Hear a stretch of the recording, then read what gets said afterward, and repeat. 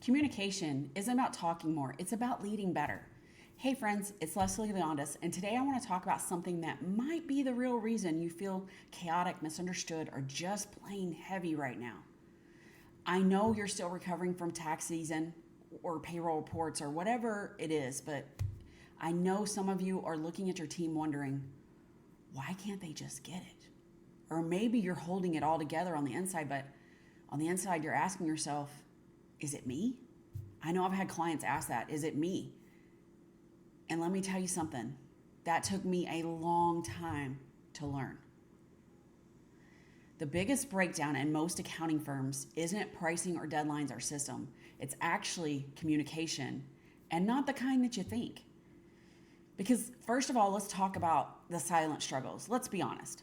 Most of the communication problems I have seen in firms aren't about what is said. It's about what has never been said. Let me say that again. Never been said. You just kind of keep everything right here. That team member who keeps messing up, but you haven't told them what you really, really need.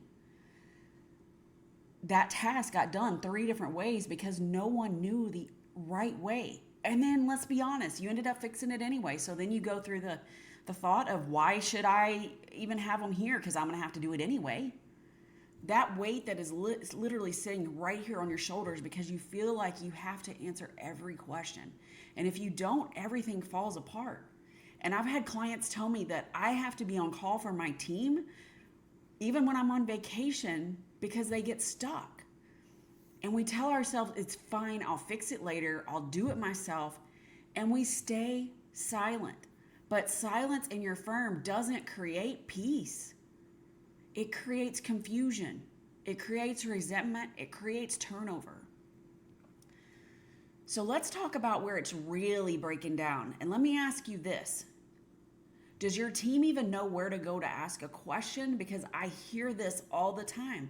We do communication in email. We have a communication platform. We have Slack. We have Teams. We have all these different platforms. But do they know where the core is, or do they spend time going through all those platforms every single day? Do they know what is most important today? Probably not. Do they understand why the work matters? Or are they just checking boxes? Got to do this today. I got to do this today. I got to do this today. But what is the reason they're having to do it? Why it matters? Because I've seen it too many times. Communication breaks down when there's no structure. Everything is a Slack, a text, a Post-it note, or a gut feeling, or just flat not said. You're delegating, but you're not giving them context. You're not giving them all the information.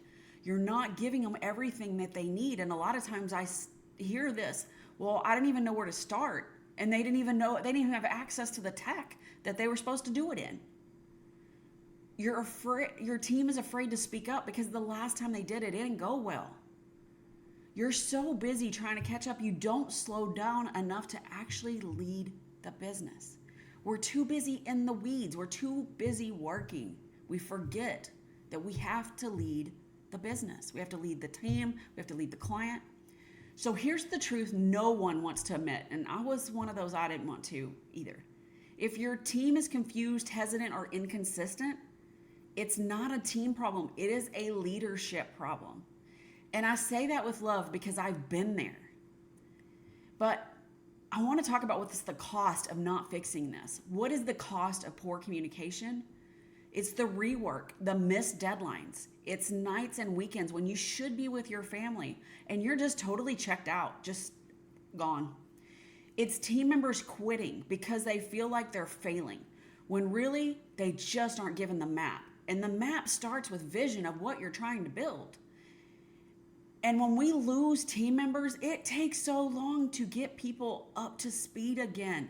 And this is where I see so many people drowning because they're in this cycle of constant turnover. And it's that deep down soul tired exhaustion that comes from being the bottleneck yet again. And here's the kicker. You don't even want to be in charge of everything. You don't feel like anyone else has what they need to run with it. So you have to. That's not because your team can't. It's because you haven't built a culture of clarity yet. So how do we start leading through communication? So what do? Pick one place for communication. One place. So for us, it lives in ClickUp. All of our tasks live in ClickUp. All of our communication happens in ClickUp. Because that way they can put the updates in ClickUp so I can look in real time where they are with things. And they can tell me where they're stuck and all of that, and it's around a task so I know what they're talking about. So it took out the back and forth. Stop spreading information across email, text, Slack, and Teams, and just hope that it happens. And number 2, use your words. Don't assume they know what ASAP means. Don't assume they know when it's due. Don't assume they know what success looks out like. What's the outcome? Tell them, define it, lead them there. Create safety for questions. Ask your team what's unclear or what could make this easier for you. What could we add to the process? What could we add here? Not, do you have any questions? Because they're going to tell you that they're going to tell you no because they're afraid. They don't want to seem stupid. And then have a weekly team rhythm. And I do this through ClickUp. We have a win, a roadblock, and what is their priority for tomorrow. No fire drills, just this is what I look at every single day because I can see so much in there. Because if they don't have a win, they're stuck. If everything's a roadblock, they're stuck.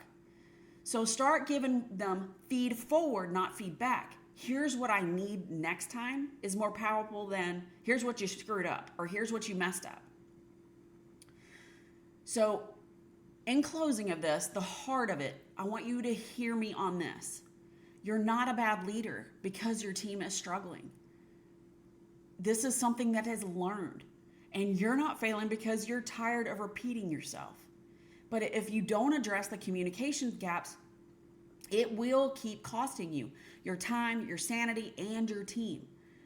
And communication isn't about talking more. It's about leading better, and it starts with you. So where do you need to speak up today? Where do you need to get clearer?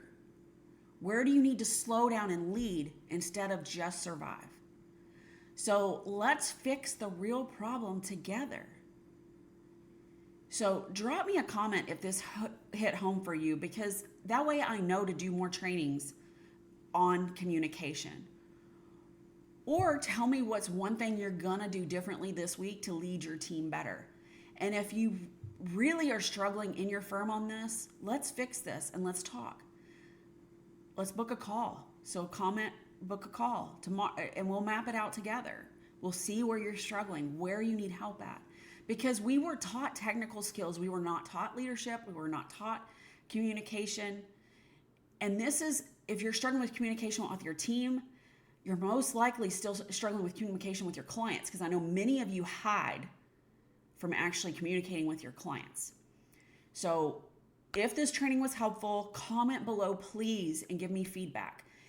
If you want to book a call, comment below, book a call, and we will reach out to you. Have a fantastic rest of your day, and I hope to see you soon.